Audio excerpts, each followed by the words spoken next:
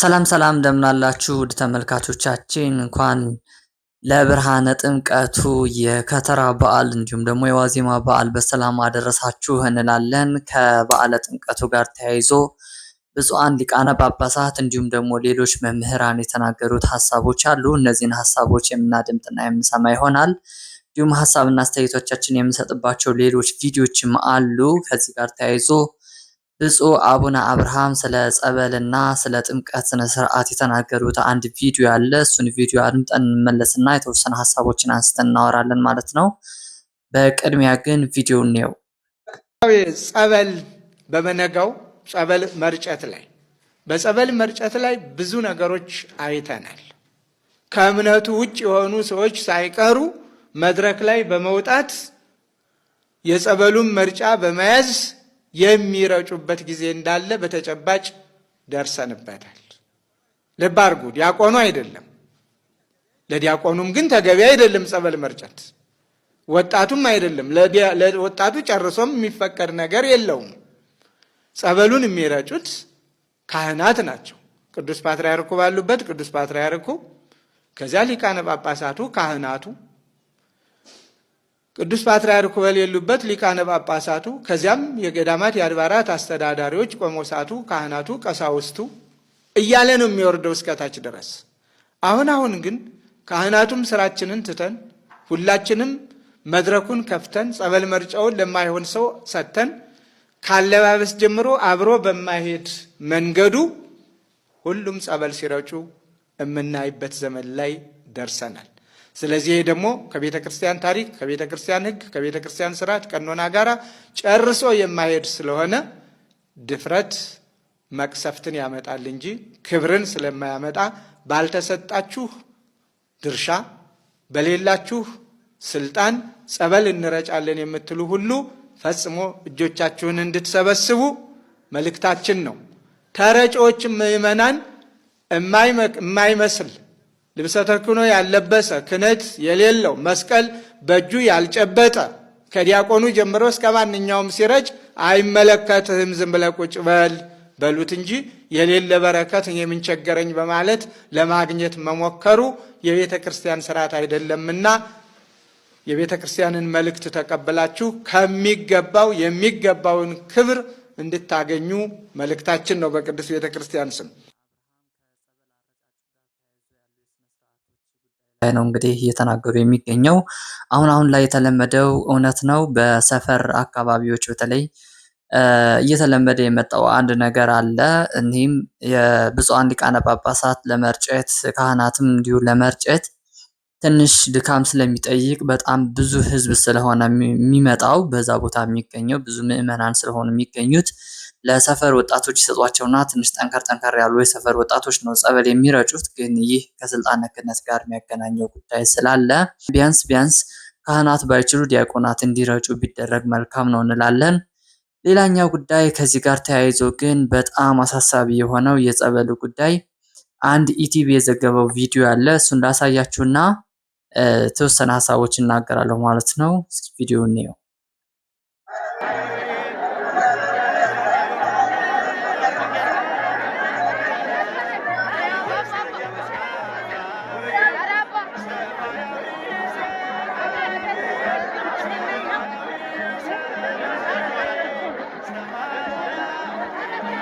ይህ ቪዲዮ እንግዲህ እንደምትመለከቱት ኢቲቪ ነው የዘገበው። የዛሬ 2 ዓመት አካባቢ የተዘገበ ቪዲዮ ነው።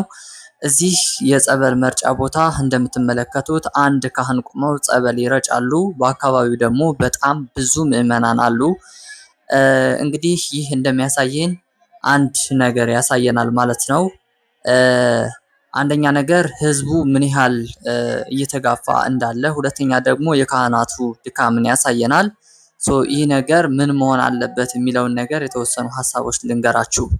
ከዚህ ጋር ተያይዞ እንግዲህ የተሻለ ነገር ይሆናል ብለን የምናስበው አንደኛ ነገር የጸበል መጠመቂያ ቦታዎቹ አንድ ሳይሆን ወደ 3 ወይ 2 አድርጎ መስራት፣ ከዛ ምዕመናኑ ከዚህም ከዛም አድርጎ ከፋፍሎ ለጸበሉን ለመርጨት መሞከር የተሻለ ሀሳብ ይሆናል ብዬ አስባለሁ።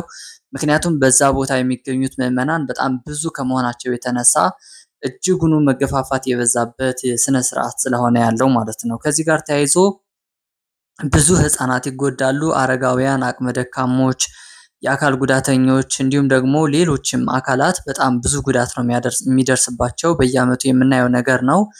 እኔም በባለፈው ዓመት በተገኘሁበት ቦታ እንግዲህ በጣም ብዙ ሰዎች እየተጎዱ እየወደቁ ቀስ እያደረግን እያነሳን የነበረበት ሁኔታ አለ ማለት ነው። ሌላኛው ጉዳይ ደግሞ ሊሆን የሚገባው ብዬ የማስበው የአካባቢ ወጣቶች ስራ ብትሰሩ፣ ከጥምቀቱ በዓል አስቀድሞ ገመድ አስራችሁ መግቢያና መውጫ ቢኖረው ነው ወደ መጠመቂያ ቦታው የሚወጣው ህዝብና የሚገባው ህዝብ የተለያየ ቦታ ቢሆን እንደዚህ አይነት ግፊያዎች ላይ ይቀንስልናል ብለን እናስባለን። ሌላኛው ጉዳይ ደግሞ የምዕመናን ድርሻ የሚሆነው ጸበሉ እንግዲህ ካህናቱ ጸሎት አድርገው ከባረኩት በኋላ የምናገኝበት በረከት እንደመኖሩ መጠን ትንሽም ቢሆን የጸበሉ ጠብታ ወይም የውሃው ጠብታ ከላያችን ላይ ካረፈ በቂ ነው። ዋናው እምነቱ ነውና ትንሽም ስታገኙት ወደኋላ መመለስ ይኖርባችኋል እንጂ ወደፊት እየተጋፋችሁ የምትመጡ ምዕመናን እባካችሁን እዚህ ጋር ስነ ስርዓት ብትይዙልን መልካም ነው ብለን እናስባለን። ዋናው እምነቱ ነው። ዋናው በዛ ቦታ ተገኝቶ ቅዳሴ ማስቀደሱ ነው። ዋናው ኪዳኑንና ሌሎች ጸሎቶች ስነ ስርዓቶች መከታተሉ ነውና ከጸበሉ ጋር ያለውን ነገር እጅጉን ጥንቃቄ የሚፈልግ ከመሆኑ አንፃር ይህንን አቀረብንላችሁ ማለት ነው። የኢትዮጵያ ኦርቶዶክስ ተዋሕዶ ቤተክርስቲያን መምህር የሆኑት ዲያቆን ዮርዳኖስ አበበ የተናገሩት አለ የስነ ስርዓት ጉዳይ ላይ ተያይዞ ማለት ነው። እንግዲህ በጣም ብዙዎች የተለመደ ነገር አለ። የጥምቀት በዓልን ለማክበር ወደ አደባባይ የሚወጡ ህዝቦች ከአለባበሳቸው ጀምሮ ከስነ ስርዓታቸው ጀምሮ በጣም ፌስቲቫል የሚመስል ነገር አለ፣ ወይም ደግሞ የዓለማዊ በዓል የሚመስልበት ሁኔታዎች ስላለ እዚህ ጋር ተያይዞ የተናገሩት ሀሳብ አለ። እሱን ላሰማችሁ። እግዚአብሔርን በዓል ለእግዚአብሔር እናውለው። ጥምቀት የክርስቶስ የመድኃኔዓለም በዓል ነው። የልብስ ጉዳይ አይደለም። የመተጫጨት ጉዳይ አይደለም። የሎሚ ጉዳይ አይደለም። የመድኃኔዓለም እርሱን የማምለክ ጉዳይ ነው። እንዴት ነው የምናመልከው? ሌሊት በማህሌት በኪዳን በታምር በቅዳሴ፣ ቀንሳ በመዓልትሳ ነጠላ በስርዓት ለብሰን ነጠላ ዝም ብለ ጌጣጌጥ ለብሰ ወድን ገፍጠ መሄድ አይደለም። ነጠላ በትምህርተ መስቀል ለብሰን ከታቦተ እግዚአብሔር 40 ክንድ ቢያንስ 40 ክንድ ርቀን የሊቃውንቱን ጣዕመ ዜማ ቀለም አዳምጠን በእግዚአብሔር ዘንድ ተባርከን መግባት ነው። እንዲህ ካልሆነ ባለ ጥምቀትን ለእግዚአብሔር ሳይሆን ለሰይጣን እንዳከበርከው እወቀው። ከዚህ ውጭ ለእግዚአብሔር አታከብረው። አንድ ልጨምር፣ ጸሎት አደራችሁን፣ የጸሎት ቀን ነው። ትልልቅ አገልጋዮችን ብትሆኑ ታቦት በመሸከም ቅዳሴ በመቀደስ አመካኝታችሁ ጸሎት አታቋርጡ፣ ጸልዩ። አዎ በዓልን ተከትሎ በጎ ነገር ብዙ ጊዜ ይመጣል። ሀገራችን በበዓል እየተመካኘ ለአጋንንት እየተሸጠች ነው። ስለዚህ የእግዚአብሔርን ለእግዚአብሔር የመንፈስ ቅዱስ ለመንፈስ ቅዱስ እናድርግ። ቃልት ያሰማልን። መምህር እንግዲህ ከስነ ስርዓቱ ጋር ተያይዞ በጣም እጅግ ደስ በሚል ወይ የሚገልጹልን መምህር ናቸው። የጥምቀት በዓል ላይ አሁን እየተለመደ የመጣው ደስ የማይሉ ነገሮች አሉ። ይህ የጥምቀት በዓል ጋር ተያይዞ የመተጫጨት በዓል ነው፣ የፍቅር በዓል ነው ምናምን የሚል አይነት ነገር አለ። አይደለም። በማዕከለ ዮርዳኖስ ወልድ ስለኛ ልጅነት የተጠመቀበት እንዲሁም ደግሞ በደመና አብ ይህ ልጄ ነው ብሎ የተናገረበት መንፈስ ቅዱስ በአምሳለ ርግብ ተገልጦ የኛን የባረከበት ጊዜ እንደመሆኑ እዚህ በዓሉን ብቻ እንድናከብር ታቦታቱን አጅበን ወደ ቤታችን እንድንመለስ እንዲሁም ደግሞ ሌሎችን ድውያንን ህሙማንን እንድናይ እንድንጠይቅ የሚያስገድደን እንጂ እንዲህ እንደፈለግን የምንበት በዓል አይደለም። እዚህ ጋር ተያይዞ ልብ እንድትሉልን የምንፈልገው ሰዎች በጣም ብዙ ያለባበሳችሁ ምናምን ወጣ ያለ ነገር የምታደርጉ ስነ ስርዓቱን ብታከብሩልን እንላለን። ሌላኛው ቪዲዮ ነው። በበዓሉ ተገኝታችሁ የምታከብሩ የተከበራችሁ አባቶቼ፣ እናቶቼ፣ ወንድሞቼ ሁላችሁም በዓሉ የሰላምና የፍቅር በዓል ይሆን ዘንድ ሰላምን አንግበን የምስራችን ብለን ባለባበስ ትንሹም ትልቁም የእግዚአብሔርን ክብር ሊገልጽ በሚችል አለባበስ በልዩ ጣዕመ ዜማ በልዩ ዝማሬ በዓሉን እንድናከብረው በቤተ ክርስቲያን ስም ጥሪዬን አስተላልፋለሁ። በዓለ ጥምቀቱ የሰላም የፍቅር የበረከት ይሆንልን። እግዚአብሔር ይባርክልን። እግዚአብሔር ይቀድስልን። አሜን አሜን። እግዚአብሔር ባርክልን ብለናል። እናመሰግናለን። ቴንኪዩ። እንግዲህ ብፁዕ አቡነ አብርሃም ሀሳባቸውን የገለጹበት መንገድ ደስ ይላል። ከዚህ ጋር ተያይዞ እንግዲህ ወደ ሌላኛው ቪዲዮ እንሄዳለን። ከጥምቀቱ በዓል ውጭ የሆኑ ቪዲዮዎች ደግሞ እናያለን ማለት ነው። አንድ ፋሚሊ ውስጥ ያየሁት በጣም ደስ የሚል ነገር አለ።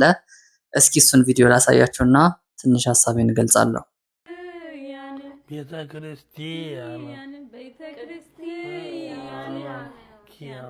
ቤተክርስቲያን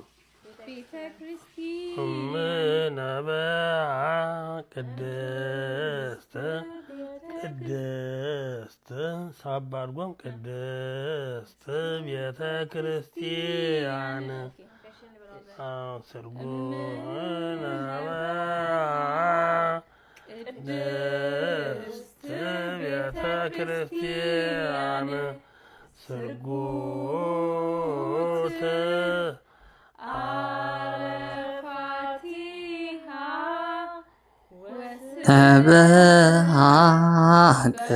ቅድስት ቤተ ክርስቲያን። ይህ እንግዲህ በአንድ ፋሚሊ ቤት ውስጥ እየተደረገ ያለ ነገር ነው። ምንድነው የሚያደርጉት? አንድ ትልቅ የሆኑ ሽማግሌ ያሉ አይ ቲንክ የተማሩ ይመስለኛል እና እሳቸው አረፍ ብለው የሆነ ወንበር ላይ በአካባቢያቸው ልጆቻቸው ወይ ደግሞ የልጅ ልጆች ተሰብስበው ቅዳሴ እያጠኑ ነው የሚገኙት። በጣም ደስ የሚል ነገር ነው። ይህ ቪዲዮ ሳየው እንዴት እጅጉን ደስ እንዳለኝ ማለት ነው። አሁን ላይ በጣም ብዙ ወጣቶች እና ወላጆች ቤት ውስጥ ጭራሽ ነው የማያወሩት ማለት ነው። በቃ ሶሻል ሚዲያ አለ፣ ቲክቶክ አለ፣ ምን በቃ እሱን እያጥረገረጉ ጭራሽ ማህበራዊ የሆኑ ጉዳዮች ተረስተዋል። እንኳን የጸሎትና የትምህርታዊ ነገሮች ማለት ነው። ከዚህ ጋር ተያይዞ በጣም ደስ የሚል ነገር ነው። እጅግ በጣም የምናከብረው ነገር ነው ማለት ነው። ቀጥሉበት፣ ደጉልን፣ ክበሩልን። ጋቢያቸውን ለብሰው ምነበሃ ቅድስት ቤተክርስቲያን እያሉ በደንብ ዜማውን ስርዓቱን እያስተማሯቸው ነው የሚገኙ ማለት ነው። ሌላኛው ደግሞ አንድ የቤተክርስቲያን አገልጋይ ቅኔ በሚቀኝበት ጊዜ ያደረገውን ሙመንት ያደረገውን የስርዓት የጣሰ የሚመስል ነገር ላሳያችሁ እና ተወሰነ ሀሳቦችን እንሰጥበታለሁ።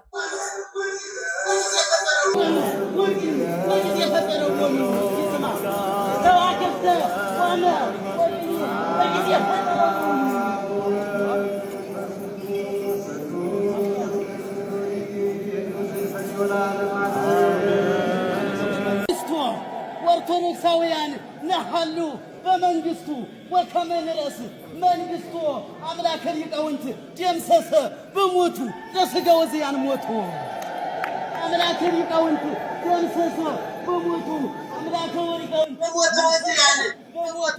ይህ ቦታ የቅዳሴ የሚቀደስበት ቦታ ዋናው ቦታ ነው። እንግዲህ በጣም ብዙ ሊቃውንት አሉ፣ በጣም ብዙ ምዕመናን አሉ። ከዚህ መሃል ቅኔ ተሰጥቶት ቅኔ እያደረገ የሚገኝ አንድ ወጣት አለ ማለት ነው። ይህ ወጣት ቅኔ ከማድረጉ ባሻገር በጣም ፉከራና ሽለላ በሚመስል መልኩ ወዲያና ወዲህ እየተወራጨ ነው ቅኔው የሚያደርገው። እሱን ለማስቆም ሁለት ካህናት ወጥተው ለማስቆምና ለመምከር ሲሞክሩ ይታያል ማለት ነው። እሱ ግን አላቆመውም። ቅኔ እውነት ለመናገር ደስ የሚል ነገር ነው። ከምስጢሩም ደስ ይላል።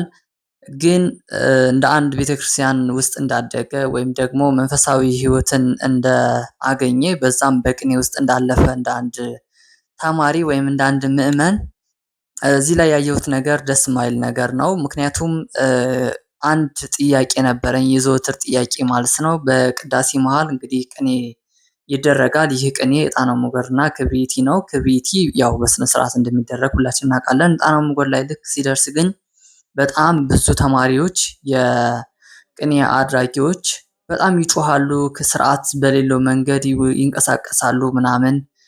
ፉከራ በሚመስል ወይም የግጥም ትርኢት በሚመስል መልኩ ቅኔ የሚያቀርቡ መምህራንም እንዲሁም ደግሞ ዲያቆናቶች አሉ። ይህ ነገር እንዴት ነው የሚታየው? እውነት የእግዚአብሔርን ምስጋና በእንደዚህ አይነት መልኩ ነው ወይ ለእግዚአብሔር የምናቀርበው የሚለውን ነገር አሳሳቢ ጉዳይ ነው። ቤተክርስቲያናችን ከምታስተምረንና ከምትሰጠን የምስጋና ነገሮች አንዱ ማህሌት ነው። ሌላኛው ደግሞ ቅኔ ነው። ቅኔ ለእግዚአብሔር አዲስ ቅኔ ተቀኙለት እንዳለው መዝሙረ ዳዊት አዳዲስ የሆኑ ሐሳቦችን እየያዝን እግዚአብሔርን በቅኔ እናመሰግነዋለን ማለት ነው። ምስጋና ለእግዚአብሔር ሲቀርብ በእንደዚህ ነው ወይ? ተመስጦ ማለትስ እንደዚህ ነው ወይ? አባቶቻችን እኔ በጣም በዓይኔ ያየኋቸው በጣም ብዙ የሚያስቀኑ መምህራን ወዲህ ወደ ጎንደርም እንዲሁም ወደ ተለያዩ ቦታዎች ባገኘኋቸው አጋጣሚዎች ያየሁት እያለቀሱ ከቤት የሚያደርጉ አይቻለሁ። ጣና ሞገሩ በጣም በተመስጦ የሚያደርጉ አይቻለሁ። አሁን እየመጡ ያሉት የቅኔ ተማሪዎች ግን ከተመስጦ ይልቅ ለሆይሆይታና እንዲሁም ደግሞ ለሾው አጠቃላይ የሾው የሚመስል ነገር እያሳዩ ይገኛሉ። ቅኔው ምስጋናው ለምስጋና ባለቤት ይድረስ። እንዲሁም ታይታውና እንትኑ ግን ከቤተ ክርስቲያን ውስጥ ባይሆን እንላለን። ለምሳሌ በቅዳሴ ስነ ስርዓት ዙሪያ በጣም ብዙ ሰው እንቅስቃሴ አያደርግም፣ ጸጥ ብሎ ነው ቅዳሴውን የሚያደምጠው። ይህ ጣና ሞገር ደግሞ በቅዳሴ መሃል ላይ ከቅዱስ ቁርባኑ ጋር ተያይዞ የሚደረግ ነገር ከመሆኑ አንጻር እንዲሁ ስነ ስርዓት ቢኖር እንላለን። እዛ ጋ ቅዱስ ኃያል ቅዱስ አንተ እያሉ የሚያመሰግኑ ካህናት አሉ።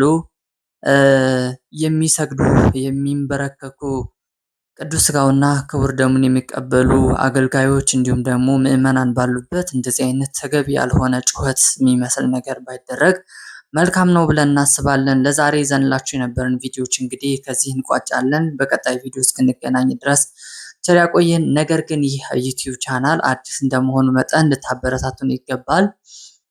ለወንድሞቻችሁ ለጓደኞቻችሁ ሼር አድርጉላቸው። እንዲሁም ደግሞ ማስተካከል ያሉብን ሐሳቦች ካሉ ከዚህ ጋር ተያይዞ እንድናስተካከል ሐሳብና አስተያየታችሁ ስጡን። እናመሰግናለን። መልካም በዓል።